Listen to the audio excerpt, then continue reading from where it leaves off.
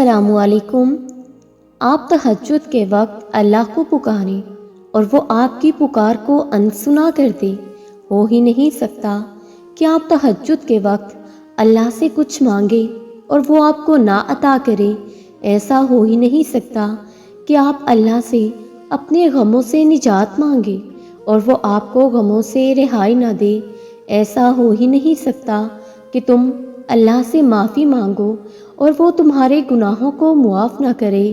ہو ہی نہیں سکتا کہ تم اس کے آگے آنسو بہاؤ اور وہ تمہارے آنسوؤں کی لاج نہ رکھے۔ تہجد کا وقت وہ وقت ہوتا ہے جب لاکھوں لوگ سو رہے ہوتے ہیں اور مخصوص لوگ اپنے رب کو منانے آ جاتے ہیں، کیونکہ اللہ خود انہیں اپنی طرف متوجہ کرتا ہے۔ اللہ خود انہیں اپنی طرف بلاتا ہے تاکہ خاموش رات میں غور و فکر سے اپنے بندے کو سن سکے۔ جب کوئی راستہ نظر نہ آ رہا ہو اور اللہ آپ کو تہجد کی راہ دکھا دے تو جان لو کہ وہ تمہیں بہترین سے نوازنا چاہتا ہے۔ وہ ہر ایک راستہ بند کر دیتا ہے اور صرف ایک راہ تہجد کی کھول دیتا ہے تاکہ آپ اس سے ہم کلام ہو سکو، تاکہ وہ خاموشی میں آپ کو سن سکے۔ آپ کا تہجد تک آ جانا ہی اس بات کا ثبوت ہے کہ آپ کو اللہ سے اور اللہ کو آپ سے محبت ہے۔ آپ اسے سنانا چاہتے ہو اور وہ آپ کو سننا چاہتا ہے۔ آپ اس سے مانگنا چاہتے ہو اور وہ آپ کو نوازنا چاہتا ہے۔ تہجد بہت لاڈلی عبادت ہے اور اللہ کے لاڈلوں کو ہی نصیب ہوتی ہے، اور تہجد کے وعدے بڑے سچے ہوتے ہیں۔ اللہ تمہیں وہ عطا کر دے گا جس کی تم خواہش رکھتے ہو۔ تمہیں تہجد کی نماز کے ساتھ اپنے اللہ رب العزت کو اپنے دل کا حال سنانے کے لیے الفاظوں یا دلیلوں کی ضرورت نہیں ہے۔ وہ تو تمہارے دل میں رہتا ہے، سب سے قریب، اتنا قریب کہ خیال تو تمہارے دل میں بعد میں آتا ہے اور اللہ کو خبر پہلے ہو جاتی ہے۔ کیوں سوچتے ہو پھر کہ اللہ رب العزت سنتا نہیں ہے؟ کیوں کہتے ہو پھر کہ اللہ رب العزت جانتا نہیں ہے؟ وہ سنتا بھی ہے، وہ جانتا بھی ہے۔ اللہ رب العزت کو تو نہ اونگ آتی ہے اور نہ ہی نیند آتی ہے، پھر وہ کیسے کسی ایک لمحے سے بے خبر ہو سکتا ہے؟ جب تم زبان سے کچھ بیان نہیں کر پاتے تب وہ دل کی سنتا ہے، اور دل کے معاملات تو بڑے نازک ہوتے ہیں اور اس کے ہاں دل کی باتیں بہت پیاری اور پسندیدہ ہوتی ہیں۔ یاد رکھو، دل کے معاملات وہ خود سنبھالتا ہے، بڑے دھیان سے، بڑی محبت سے، اور اس کے دھیان سے کچھ بھی بے دھیان نہیں ہوتا۔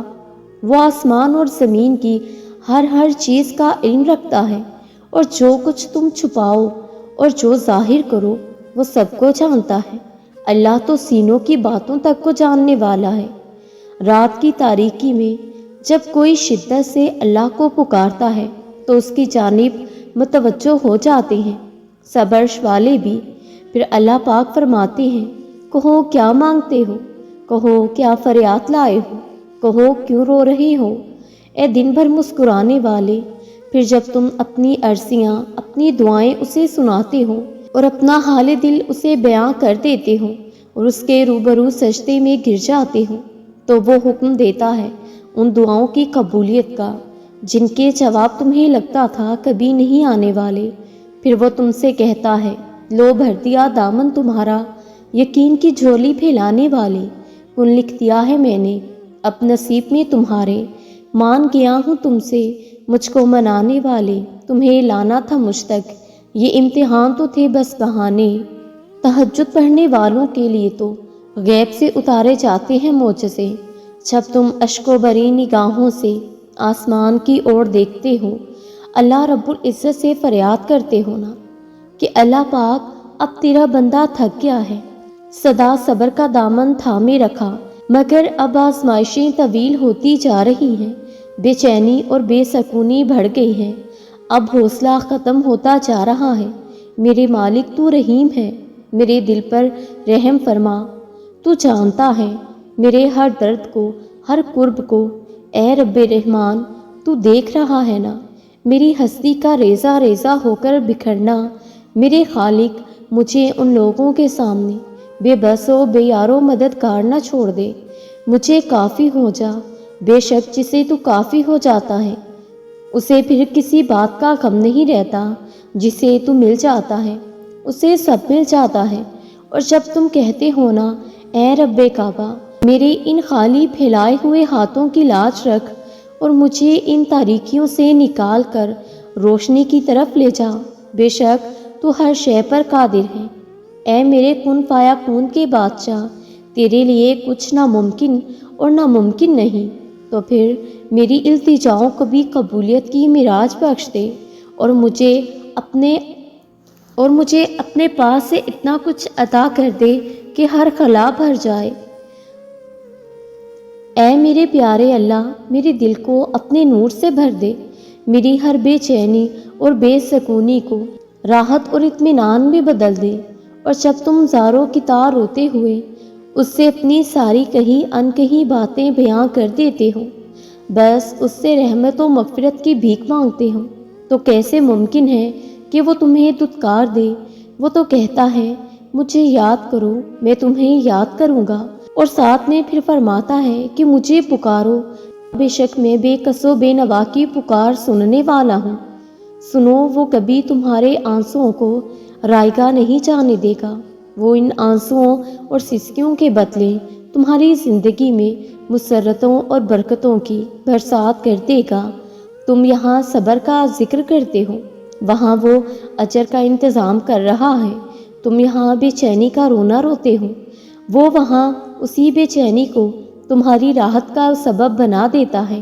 حتیٰ کہ تم جن لوگوں سے دل برداشتہ ہو کر اس کی طرف آتے ہو، وہ انہی کے سامنے تمہیں بے شمار محبتوں اور چاہتوں کا حقدار ٹھہراتا ہے۔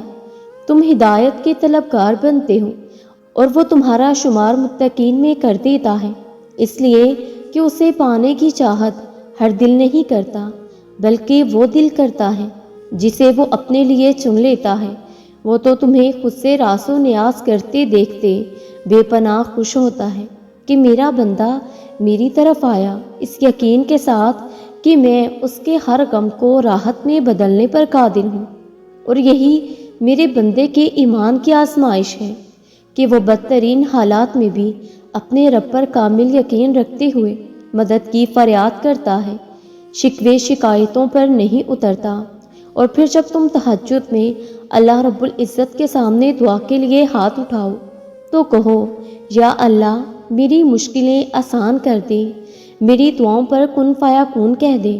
میرے مولا میرے اٹھے ہوئے ہاتھوں کی لاج رکھنا، میرے مالک میں بہت گناہ گار ہوں، بہت خطا کار ہوں، نہ شکری ہوں، لیکن آپ تو رحیم ہوں، آپ تو کریم ہوں، آپ کی شان تو بہت اعلیٰ ہے۔ میرے مولا مجھے معاف کر دے، میری غلطیوں کو خطاؤں کو معاف فرما دے۔ میرے مالک میرے دل میں جو دعا ہے اسے پورا کر دے، بے شک آپ دلوں کے حال سے واقف ہیں، آپ تو اپنے بندوں کی شارک سے بھی زیادہ قریب ہیں۔ میرے مولا جو میں مانگ رہی ہوں مجھے وہ عطا کر دے۔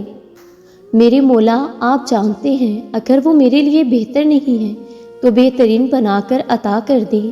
میرے مالک میں بہت بے بس، بہت مجبور ہوں، میرے مولا مجھ پر رحم کر دیں، اپنا کرم کر دیں۔ آپ کی خاص توجہ کی، آپ کے کن کی طلبگار ہوں۔ میرے مالک میری دعائیں میرے حق میں بہترین بنا کر میرا نصیب بنا دیں۔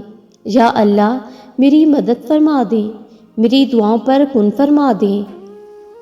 میرے مالک بظاہر تو میرے لیے یہ ناممکن ہے، لیکن آپ تو ناممکن کو ممکن بنانے پر قادر ہیں۔ میرے مولا میری دعاؤں کو میرے لیے بہترین بنا کر قبول فرما دیں۔ میرے مولا مجھے وہ عطا کر دیں جس کی میں آپ سے امید لگائے بیٹھی ہوں، میرے یقین کو پورا کر دیں۔ میرے مولا میری دعاؤں پر کن فرما دیں۔ میرے مالک آپ کو حضرت محمد صلی اللہ علیہ وآلہ وسلم کا واسطہ ہے، اپنے محبوب کے صدقے میری دعاؤں پر کن فرما دیں اور مجھے میرے معجزے تک پہنچا دیں۔ آمین ثم آمین یا رب العالمین۔